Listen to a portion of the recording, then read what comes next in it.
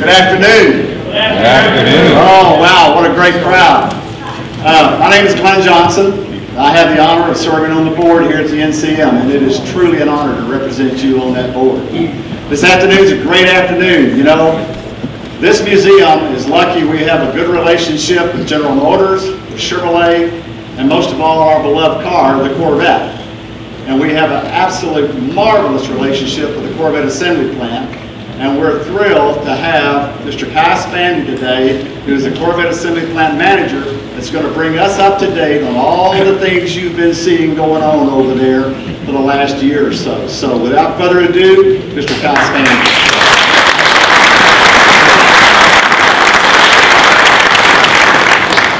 Okay, so we have to get one point really clear before we go too far. I need to know who wants to know what the future of the Corvette is by show of hands. Okay, well you're all going to be disappointed, but if you still want to flip the safety off and push the button, you can talk to Harlan Charles right now.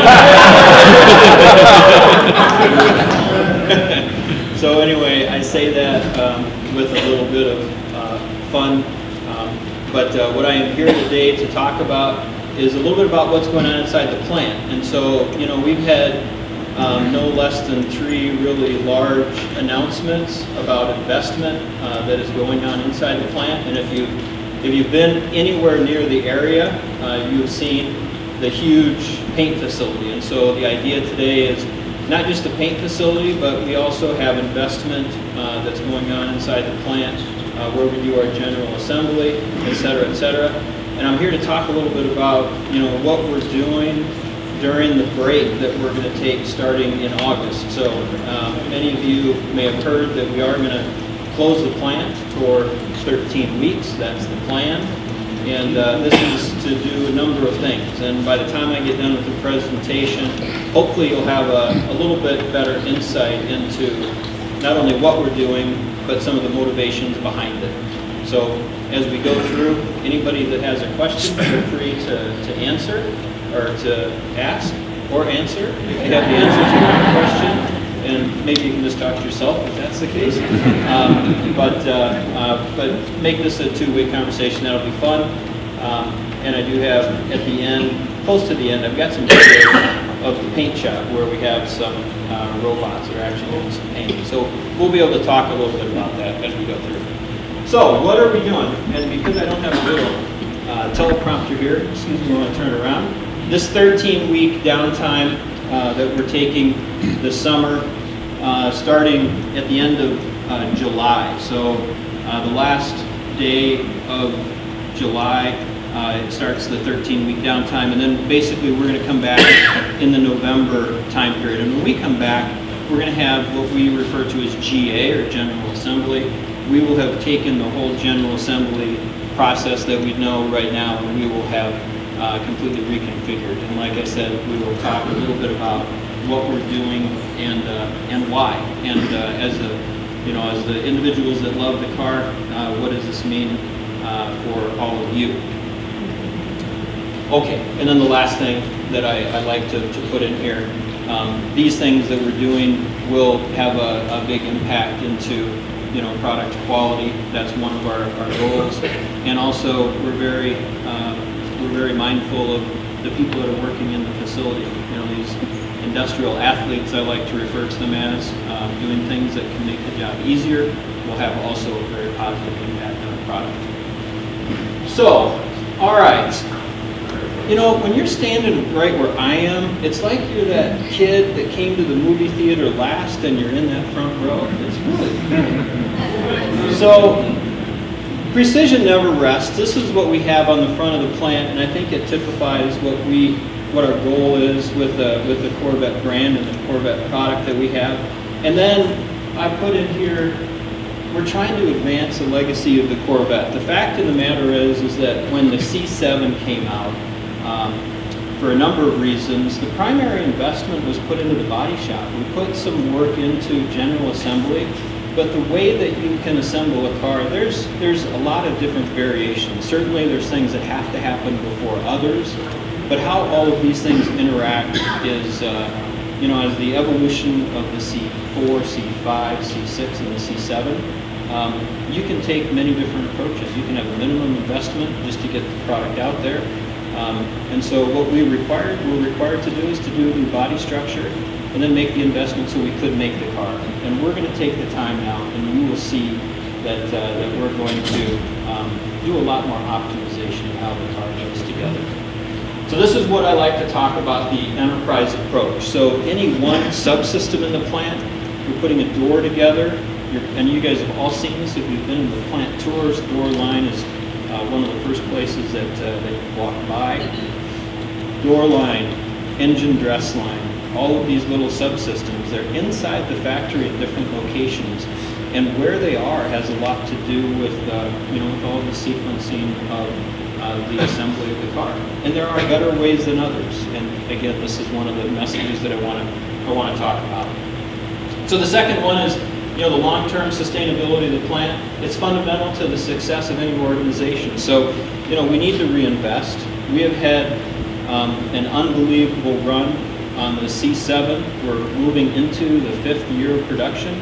We have already made 2018 model year cars, our pre-production or manufacturing validation cars, and some of them are out here. The majority of the program team that are here are driving them. I'm driving one. Harlan's driving one.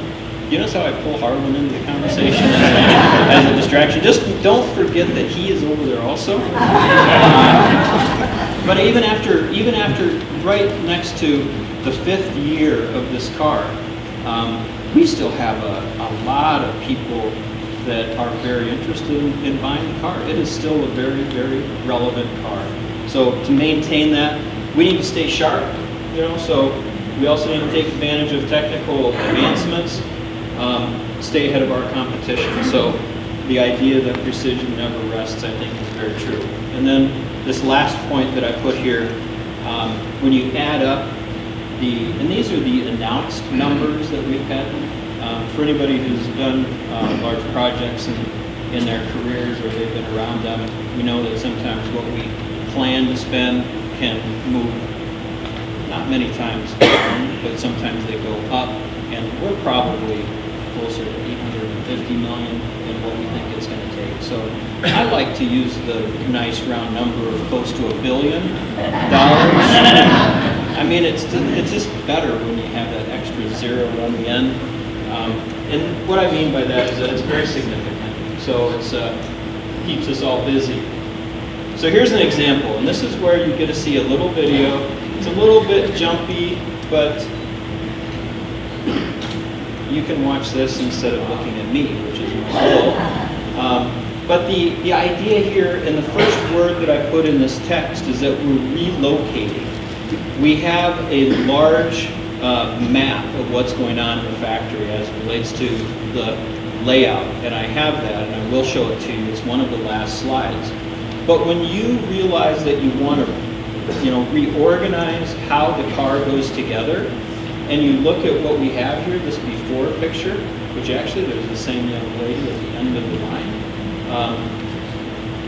This is an engine that's hanging on an overhead hoist that is relatively inflexible. So when you want to do something different with this, and as we look at the systems that we have in General Motors, where, you know, we do work that looks more like this in a lot of our operations, you can start to see the advantage of the change. And when you realize that you have to pick an operation up and move it to a different part of the plant, you certainly would take that opportunity, instead of just relocating what you have, you would take the opportunity to upgrade. And this is what we've done. This is one that we actually started in the December timeframe. So we had the real estate to relocate the engine line. And if you walk in the facility like I do every morning, kind of in the front of the facility, you walk right out into the plant and you see this. It's right out kind of in front of the main office. And this is what we have. You'll see that we have kitting, so this orange or yellow rack, you'll see, excuse me, the catalyst and the exhaust system. There, all the parts that the operators are going to need are right there next to the work that they're doing. So it's easier for them. All these parts are prepared and they're put right next to the product. So these are some of the advantages. And what I've written here, you know, is we have a lot of improvement in this material presentation. Again, that's these racks that are on the left-hand side. And it's very flexible. And this last one, this engine, while you can't see it in the video, you can take this engine and rotate it 360 degrees. So, you know, if you're putting a flex plate on the back of the engine, you can have that work directly in front of you. If you're putting an exhaust manifold on, you can have that work right in front of you. So it's just a better solution. And it's one that's very similar that we use in our other assembly plants, adapted to what we use here. The next one, both the cockpit and the door sub-assemblies. So this isn't when we're putting the cockpit in, or this isn't when we're, you know, putting the door on the car. This is when we're taking the door and we are simply installing the glass, installing, you know, speakers, installing hinges, installing trim pieces, etc., etc. What we have and what you see in the picture behind me, this is the existing line. You've probably, again, if you've been in the plant, you've walked by this. What do you see here? You see an overhead conveyor that has a lot of steel, a huge infrastructure, and once again, the first word that I wrote in here is that it's going to be relocated. So we're picking it up and we're moving it somewhere else. Now this is the same play. So after this third or fourth slide, you're going to get with the program and you're going to say, okay, so you're moving it and you're going to upgrade it. It's like, that's exactly what I'm going to keep showing you, is that we're going to do this upgrade. And this little thing over here on the right-hand side, Arlington is our assembly plant in Texas. They make trucks. And this is, these are pictures, somebody from Texas here? Oh yeah, right. Don't mess with Texas. I'll actually be there next month, so I'm not going to do anything wrong before then. But this is a little AGV or AGC, automated guided vehicle or automated guided cart. And you'll see the tape that's on the ground, these white lines. The little machine just follows its way around. This is the way that we deliver our cockpits to the body shop, or to what we call our composite line. And they just drive themselves. If you're going to install a new system, what do you want? Do you want a whole bunch of steel in the air that's super hard to reconfigure in any way, shape, or form? Or do you want that, where when you come up with a better way to move your material around, you peel the tape up, you reposition it, probably new tape, and then you run, right? So they're all battery powered. So it's a hybrid. I never even thought about that. It's a plug-in hybrid. We're using hybrid technology in the Corvette plant. By the way, that gets to the point. If you get to know me, I do like to joke around a little bit. I'm pretty serious at work, but I also like to have fun. I was at the Orion assembly plant where the new Chevy Bolt is produced. Has anybody heard about that? It's a really, it's kind of off the hook product, 240 miles on one charge. And when I was there reviewing some different things, I told the team that, oh yeah, you know, we have a battery in the Corvette too. It's a little bit similar to what you have. And they all thought, really, you know, are you guys going to get an electrified version of the Corvette? And they said, what kind of battery do you have? And I said, one to start a huge engine that's awesome. and you can keep your big battery that doesn't start anything cool or make noise. And I'm going back to Bowling Green, and they said, please go. I haven't been back since. And that's okay, I'll stay in Bowling Green. So again, we have, and if you can see the center picture, there's a little orange cone there. That's just so people can see it coming a little bit. And there's safety stuff in the front, on the nose of it. I don't know if there's a little laser here or not. Yeah, right there. That's a sensor. It can't run into anything, so it's smart. And then up here, this is a kit. So this is, just like in that previous slide, the door with all the parts is moving along, and all the parts have been provided for the operator. So we make it better for the operator, which makes it better for the operations. So then there's just another picture of what we have. So this isn't installed right now, but we're going to start in about a month. We're going to, in a location that we have that's been freed up, we're going to start installing the new door line. We'll continue to utilize the existing door line. Then when we come back from the break, we will have torn all of this out and we'll be using the new version. Okay, panel installation. So this picture that you see is just rear fascias. It's just a pretty picture. I didn't know what to put here, so I thought it would be cool to see some different colors. But again, the first word that we have, we're relocating and revamping the panel installation process. Obviously, if you have an idea of how the facility is laid out, if you're at the front of the plant, where my office is, and you face the plant, so you face north, to the very east is the paint shop. Now, the old paint shop, what we refer to sometimes as the Queen Mary. At least the paint shop manager, Chuck Valentine, he does. He lovingly refers to it as the Queen Mary. The new paint shop is directly north of the facility. So it's just a huge geometry problem. So as we're doing everything that I've already described, now we're making panels and they're in the wrong place. These panels, as everybody here can attest, you know, they can be damaged. So we don't like to move them around. We want them to come into the process and be very, very protected.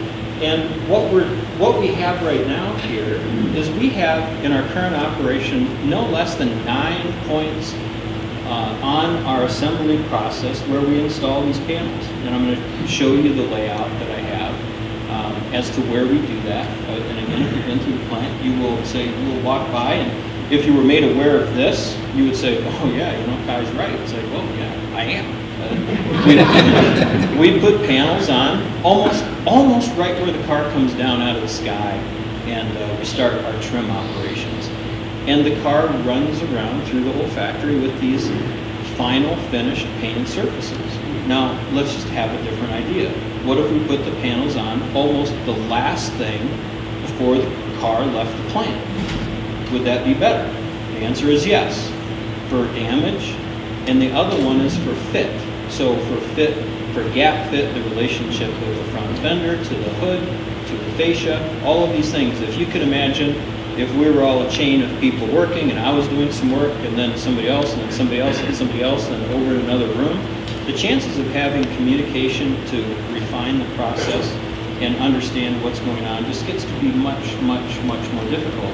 Putting that all together and later in the process is just inherently better, and that's what we're going to do. So, with that, this is an interesting chart. It says a lot. The first thing that you'll notice is superimposed into the back of this is the existing plant layout for our factory. When you guys come into the plant for a plant tour, you come in up here, and then you start walking around, and it's actually the aisleways back, actually behind these pictures. You come back down around and you walk through the plant. The point is that you could follow this conveyor and see this first point, that's where we do work. This next point, we put this on. This point, and as the car moves through the process and meanders down and around and back, etc., we end up putting all of these different panels on. And when you take this enterprise approach or a holistic approach to what we're doing, not just in relationship to the engine line, the door line, you name it, all of the other systems, and then you look at this, you can really realize and have a better understanding of why we want to change things in the Bowling Green assembly plant, and that's what we're going to do. So all of these little red dots or circles are coming up into this area, and this is where in the kind of the northwest corner of our general assembly operation in the future. This is not the new layout, it's the old layout to demonstrate our current situation. We're going to do all that work in a very short geographic line, or a short geographic area, small geographic area would be a better way to describe that. This is also very close to where the panels are going to come in from the new paint shop, because the paint shop is, it's like off the chart, it's over here. And all the panels, when you guys go on a plant tour, you walk out and you see a lot of these panels, the fascias specifically that are in the process. You'll see all of these, and then they have to be delivered to different parts of the operation. Now, by getting everything up here, the paint shop is way up there, you know, half a mile away, almost. We wouldn't want to have to take all those panels and cross all of the kind of the spaghetti web of conveyors that we have in the plant. So this is another reason why we've been organizing everything in the facility. Make sense? Okay. Good. All right, so this is where everybody again starts watching the video and they don't listen to me. So you guys can pay attention to the video, and then meanwhile, I'll read what I wrote here. This is speeded up. So this is actual footage that was taken maybe a week ago of what we call a scuck. This is what is the giant rack that's holding the panels up. In almost every case, very, very close to in-car position. And when I say that, I mean the door is as it would be positioned on the car. The hood is as it would be positioned on the car. The halo and the rear hatch, et cetera, et cetera. And again, while it's speeded up a little bit, you can see that we have it's very, very large. You can see the scale. This scuck, or as I refer to it as Scuckzilla to our team, Scuckzilla is bigger than any other painting fixture, painting scuck that we have in any other part of the company, including Arlington Assembly or our full-size truck or SUV plants. And the reason for that is that you can see here, see where the robots are? They're trying to go in the door jambs, they're going around, they have to come up and they have to go under. In a normal body shop, or in a normal paint shop, you would have the cars would have the hoods on, they would have the doors on, and they would simply robotically open the door, spray paint or jam, maybe you would call that, those areas. Robotically you would close the door and then you would do the outside. You would leave the door open just a little bit. Same with the rear trunk lid and the other movable parts. This makes the scuck really more like a carrier, and it's just simply moving the body. What we have to do with the Corvette is we have to explode the panels off of the car, because you can't move things here. You can't pick things up. You can see that we have to go around because we don't want to upset the panels. This is similar to what we do in our current shop, but again, we have evolved over a lot of time in our current facility, and we haven't had the ability to just say, what do you want to do when you're painting a Corvette panel, which are very difficult to start with because of the materials. How do you do it better? And this, you can see, is a very good example of that. Okay, so testing. So where are we on our schedule for the paint shop? I mentioned that we took this video just a week or so ago. We're making, we're in the process of doing the development for both white and yellow. And you would ask the question, why would you start with white? Anybody have an idea? It's one of the most popular colors. And then here's the trick. Why would yellow be second?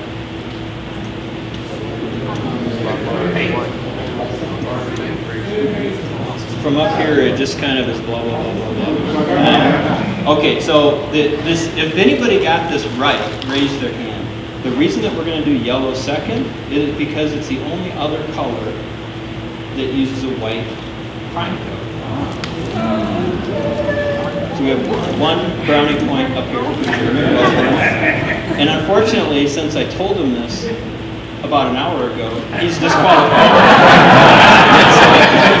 I have one other person, so that's good. And then what we will do is we will continue to move forward, and we will then take the other popular colors, red, black, white, etc., and we will get those started up in the new shop. our goal by the time we're done with the 13-week shutdown is that we would have enough time, because we're going to be working full-time in the new paint shop, that we'll have at least half of the colors ready to go in the new paint shop. It gets to be, and I take a deep breath, because it gets to be extremely complex in the plant. And I've found a way to maybe communicate why it's going to be so complex. Usually you don't have a project like this go into production in the middle of the vehicle production. You would do all of the paint development prior to starting up a new car. We don't have that luxury of making the car already. And to take enough time to develop every color so we could completely shut down the old shop is just unrealistic. So we're going to have a period of time where we're going to overlap manufacturing in both the new and the old paint shop. And we're going to try to compress it as much as we possibly can, but that's what we're going to have to go do. Okay. I liken it. Those paint panels in car position. We paint the panels just as you see here, and the only exception of the in-car position is a slight angle change. For example, the rear hatch. The rear hatch might have an attitude like this, and we just put it flat. You can see it. It's right there. Yep. So we just make it flat because it's close. And if you ask the question, why would you do that? The flat surfaces or the horizontal surfaces, when you paint, are always going to be better.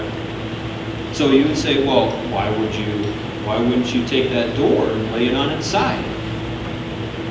And then the answer would be, well, why don't you lay on the ground and look at your door? I don't know why that just jumped into my mind and I said it. I guess it worked.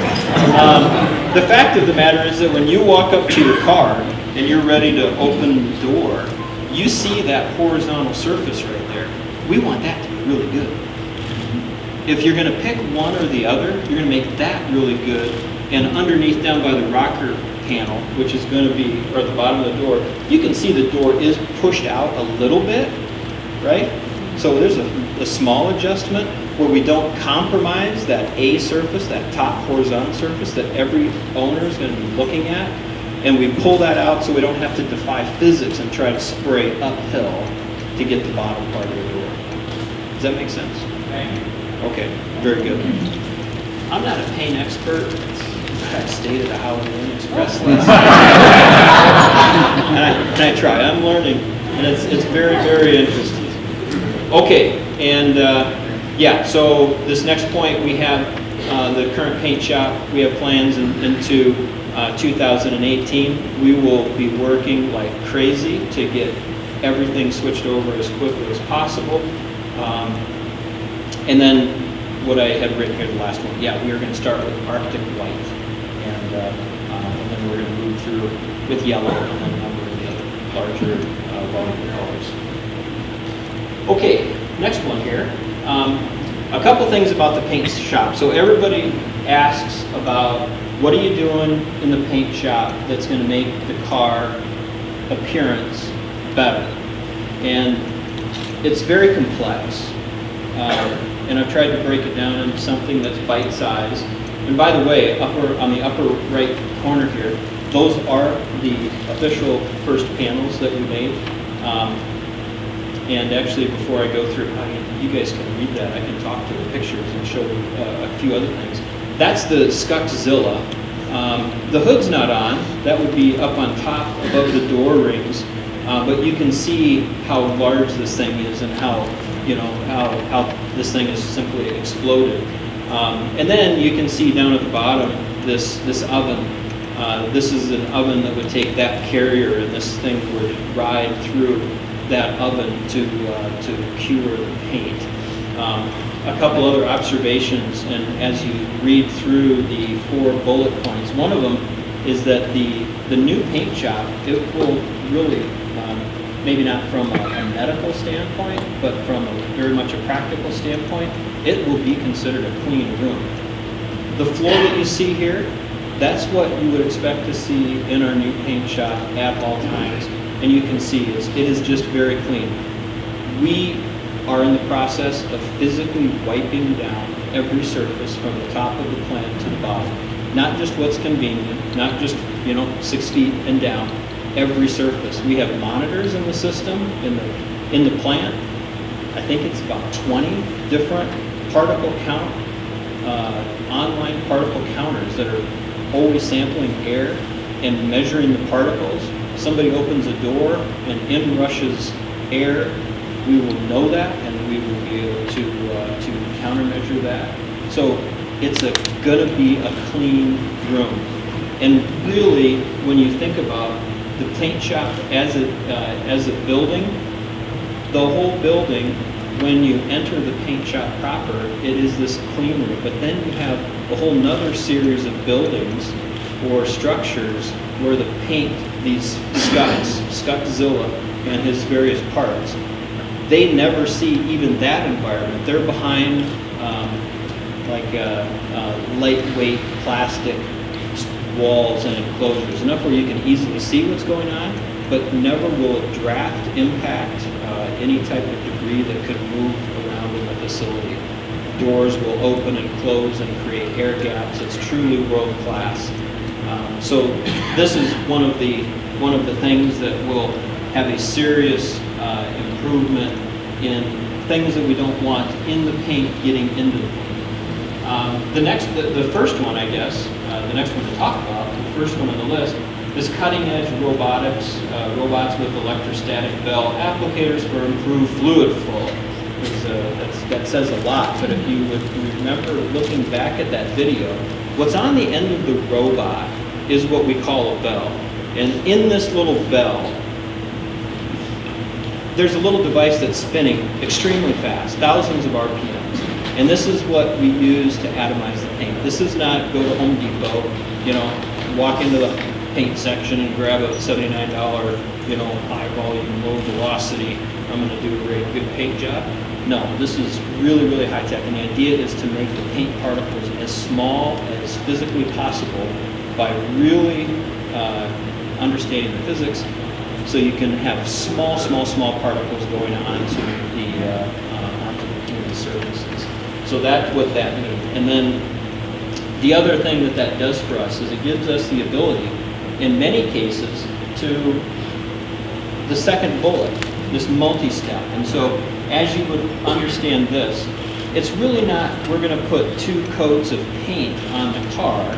What we're going to do, because we have designed in the capacity and the time for the robots to, if you can imagine, the same paint path, instead of putting 100% paint on like we were forced to do in the existing paint shop in one shot, here's what we would do.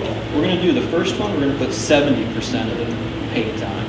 Then we're going to quickly come back and we're going to put 50% more paint on, netting out 120%. And these are just generic ways to understand that. It's maybe a little bit more paint applied slower, more precisely, with better application processes, and it will yield flatter paint. It's always the case when you apply paint, it's better to do thin coats and more of it. But it's also a balance. You don't want too much paint or that just causes other problems.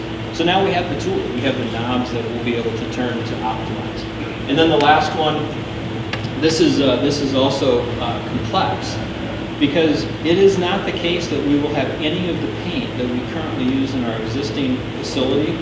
We're not just going to take Arctic White in our old shop and take a big tank of it over and drop it into the new shop. That doesn't work because we want to continue to decrease the temperature at which we cure the paint.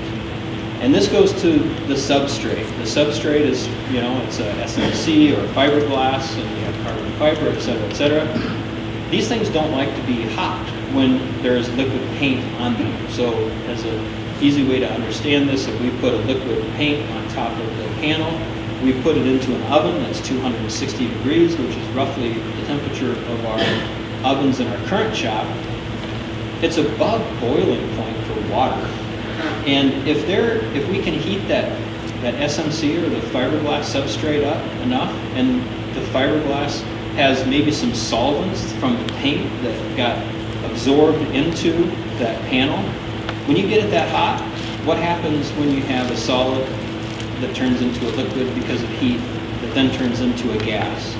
Liquid to gas is a big expansion, and that, bloop, it comes right through the paint.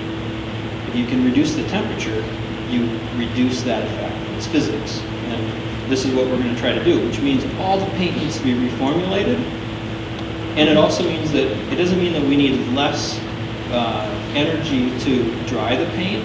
We need the same amount of energy, so it's lower temperature, but the ovens are going to have to be longer because they're going to have to be in the ovens for a longer period of time. So this is what you see in the lower right-hand corner.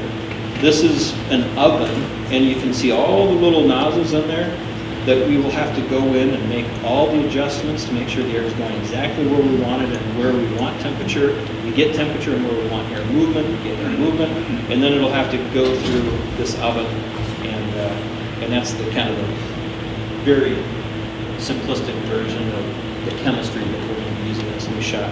We should be the lowest temperature cured paint shop that we know of for mass production.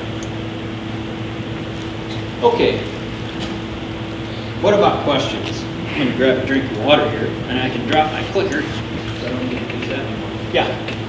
Right here, Rob, you're talking about shooting total. Where do you go through the ovens and then shoot clear, or do you clear right back to the color? So the question is, how do you apply the paint? And we have to put the primer on first, and then once the primer is applied, we go through. It's not really a curing oven; it's like a heated flash. So we just get it enough to kind of get a skin, and then we apply the base coat.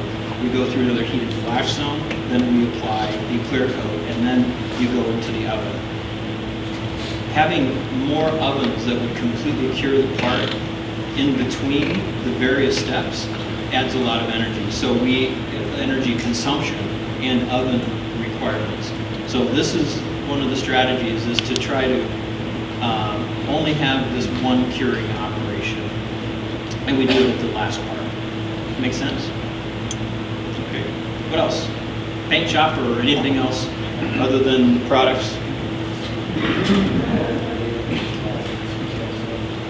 Okay. Yeah. So Glenn says, speak up. It took him a lot more words to say that than me. That's because I work in manufacturing. It's like, get up, speak up, let's go. What do we have right here? You're going to have two paint shops operating for just a month. You're going to have two paint shops delivering wherever you're going to sit there. You still got the old paint shop hanging apart. Good question. You took your monorail out. Okay, so the question, I'll repeat it. You have the new paint shop having panels coming in from the north. You get the existing paint shop with panels coming in from the east. And we are building a platform that will service the existing paint shop and then give us the ability to have panels coming from the existing paint shop so that they cannot intermix. We won't have panels from the old shop mixed on a car with panels from the old shop. Did I say old shop twice? New and old. Okay, so you can't do that. In effect, we're going to have 20 colors of cars. We have 10, but it's going to be 10 and they're going to be distinctly separate. We need to keep them from a process standpoint separate. But we have to endure the complexity of making sure that we have to bring them together. They will go on the car at the same place, but we need to keep them separated. So yes, we will, in our planning, we'll have the facilities to still take panels from the existing shop, excuse me, and then bring them to the car in the new location. The type of heat you're using for the paint ovens, electric, natural gas, how do you get the heat? The heat is, you know, I believe, and you might have me stumped here. You want me to guess, or do you want me to say I don't know? No, you can say you don't know, it's okay. I believe it's electric, because you don't want combustion byproducts, and this is just, you know, I believe that it's electric. And I say this because we had a I'm responsible for the budget of the plant, right? And it's a big responsibility. We have a lot of people. And let's just say that I get a lot of outside assistance if I miss a detail or two. They're not afraid to tell me either, by the way. We're spending in our early development of the new paint shop, we have metering for all utilities going in, $10,000 a day just for electrical. And so this is what I believe. But then that electrical energy is also used for chillers that we're using to condition the facility. So it's not just generating heat. It's like a giant, thermal thing. We're putting heat here and we're taking it out and we're managing humidity, et cetera, et cetera. What you're using is forcing hot air, so there's airflow in the oven. It's a convection oven. So in that picture that you can't see anymore, there's like nozzles that are maybe 6 inches in diameter every few feet, and there's a plenum behind that, and then the air goes through those nozzles, and we can adjust those, and then we can put the air where we want. We do all kinds of studies with logging data. Where is the temperature? Where's the airflow? Yeah, good question. Okay, he gets the credit for stumping me first time. Yeah, what do we have on here? With all the reorganization of the plant will require a lot of retraining. Okay, so the question is, what about retraining? You're talking about the production operators? Correct. This is a huge issue because the ramp expectation for the company is, and this is another battle that I've had to endure over the course of the last months. People in the plant look at the car as a revenue generator. So let's just be very clear about that. Their expectation is, you're making cars, you do 170 a day. Take all the time you want for your 13-week downtime, come back, make 170 cars a day, and it's like, whoa, time out, right?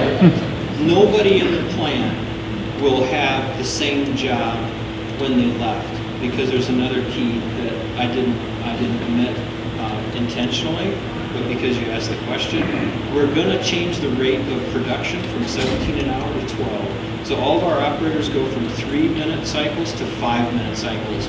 This is almost it's scientifically it's like an exponential function of the difficulty in having an operator learn 3 to 5 minutes. It might be 4 or 5 times as difficult in this case. And so what we've done, we've partnered with a company called Zendo, which is a Swedish company, and if you can imagine first-person shooter games, right? So my boy, he's 14 years old, and he's got his headset on, and he's at his computer and running around the block, and shooting at people. Imagine that, but put a car door in front of on the screen, and you are the operator, and at the bottom of this console, you have the ability to. You have a number of different tools, and you have a number of different parts. And we will bring all the people back into the facility who will utilize this technology to sit them down, because it has to be virtual, because the plant's going to be completely ripped up. And we will virtually train them in their job, which is the most difficult part, to get that muscle memory understood. And we will teach them. And we will go through multiple levels of certification, where as you go through, it gets harder and harder and harder. It won't give you any clues. And this is the method that we will use, not just for our operators doing assembly, but also other individuals that will be moving material around. Because, again, what I didn't omit intentionally, when you look at the rearrangements, all of those kits that are on the door line, that are on the engine line, those are all made offline. When you walk through the plant, you see large totes with material in them. We don't like that. Those have to be delivered with fork trucks. We don't like fork trucks. Fork trucks are big. Fork trucks are heavy. Fork trucks move big things. Fork trucks run over, stuff. We want small things. We want tuggers. We will go from a ratio of almost 80% fork trucks to 15% fork trucks, which is huge. And there's a lot of advantages to that. So all those individuals, they left, and it's like, well, where's my fork truck? I go get the stuff there, and I bring it there, there. They're really busy. And I walk in, it's like, not only do you not know where to bring the stuff, you don't get your fork truck. Get on the tugger. And so we have a big job. We need lots of help. And we got, what we got. So this amounts to a complete gut job with any assembly line? So the question is, does it amount to a complete gut job, quote unquote, of the assembly line? The answer is yes. I jokingly, and I'm sometimes can be accused of making things very polarizing.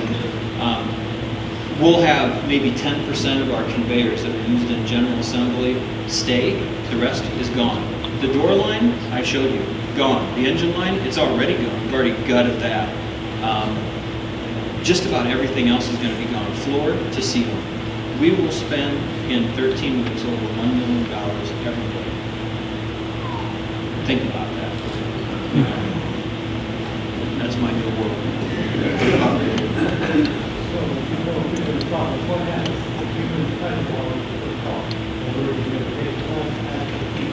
Hours per unit is the metric that we would use. Hours per unit, which is per car. Because we're making this re-rate and we're going from 17 to 12, in all actuality, it's not going to be a positive impact. It's not going to be a positive impact on productivity metric. It's going to have the impact what you guys saw. So a lot of this is going to be done for a quality standpoint, measured in what we call mutilations or unintended damage to a panel because it was put on too early or other things. So I guess in a way to describe that, it's another small investment. And if you want to do it right, and not always is the fastest way. You didn't ask the question, but I'm going to add this in as a bonus because you look like you're cool. I could be wrong.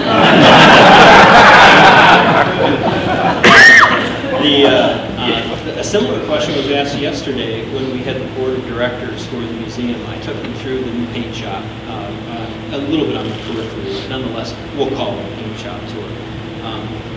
We're going to have more people in the paint shop, per shift and per hours per unit per car, for the same reason.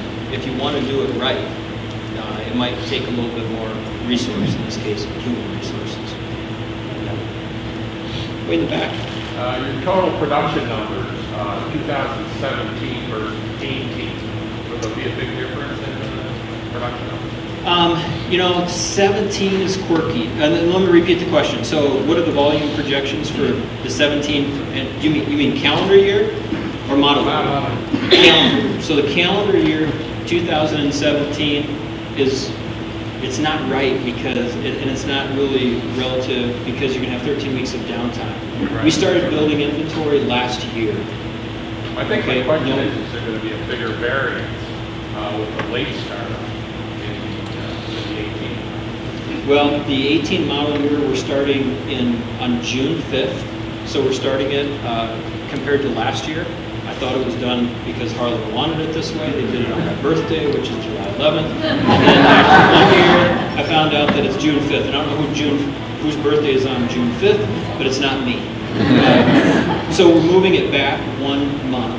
And the primary reason is that we want to have the offerings, Harlan's put out, you guys have seen some of the things in the new car, to make sure that vehicles that are in inventory that we can get through some of the 18 model year.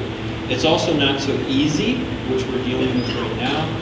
Making a model year change, there's lots of new things. And so we wanted to make sure that the supply base and some of our other systems that will remain intact, DVT, final line, there are some things that will stay, that we could get through and learn some of those events before we shut down.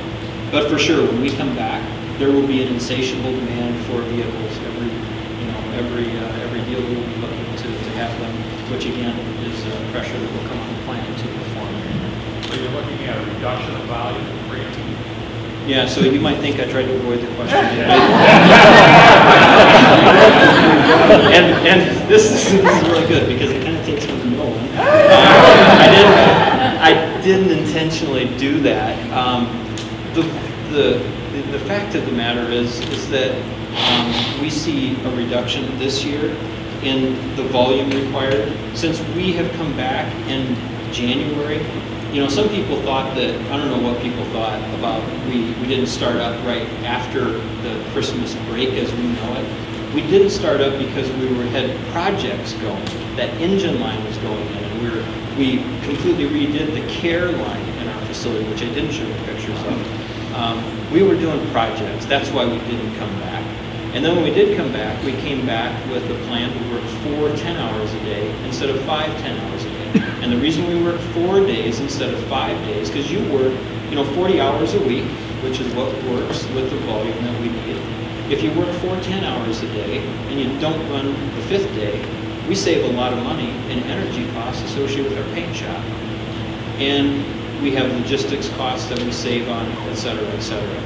So this year, we anticipate to have roughly 25,000 cars produced, and that's with the 13 weeks down. Next year, honestly, it's not May yet. I don't know what the volumes will be. But, if you would look back at the history of the car, the 5th and 6th year, the demand kind of goes down because people got the car looking for something. Next question, one right here. It's a nice lady.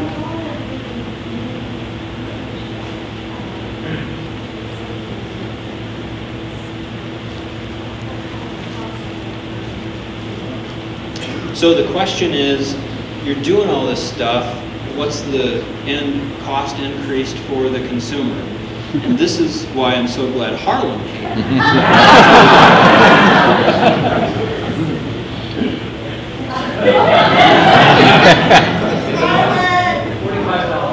45 dollars.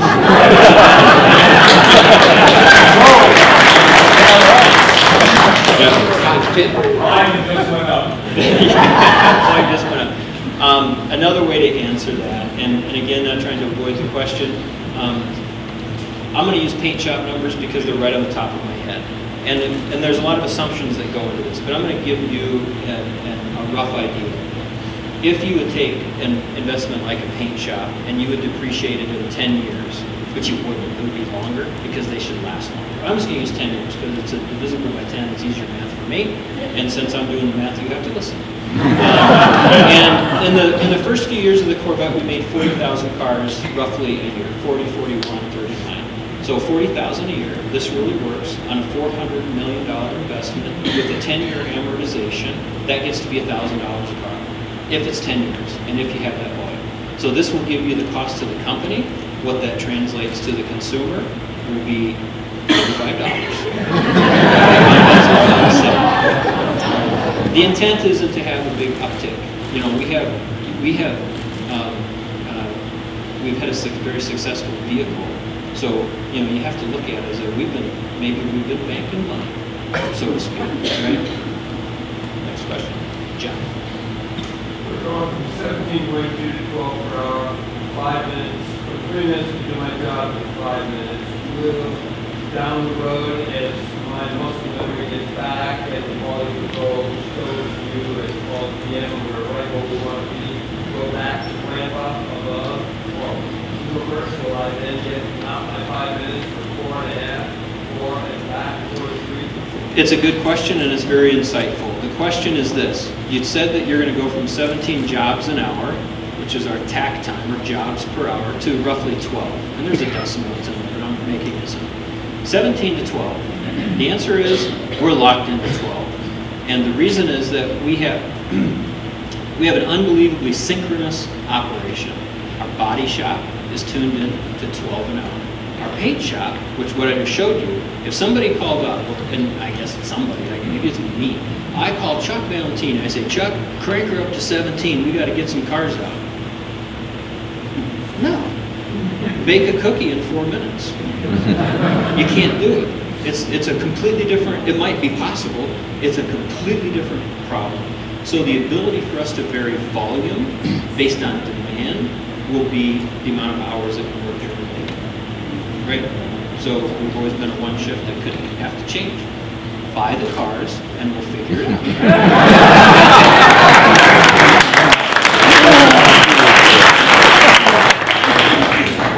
Okay, how are we doing on time? Glenn? 2 minutes. 2 minutes, one more question. Right here.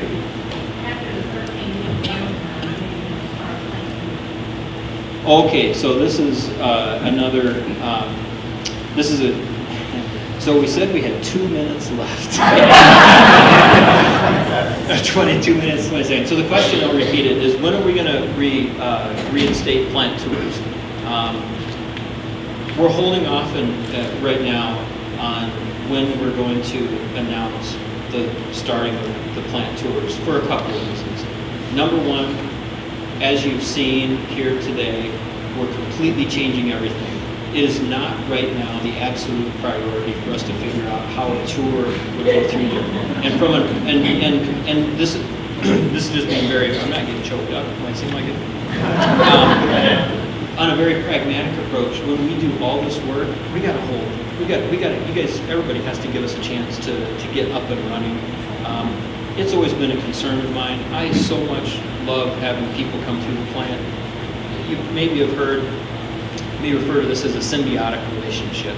We are better because the people come through the plant, and the people in the plant are, we're better and you enjoy it. It really works good. Our employees so much like the fact that they hear the appreciation for what they do, because it is tough work. Do some of the jobs that we have in the plant. They're truly not easy. So we need to have the focus when we come back to get the plant operating, get it done safely, get it done with high quality, and then we'll reconsider. Now, if you were to ask me when that would be,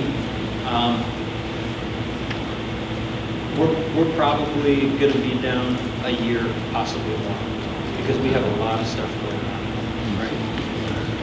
Okay, I appreciate not one person asking me a future, or asking Harlan a future product question, and Harlan, I appreciate your contribution to the afternoon.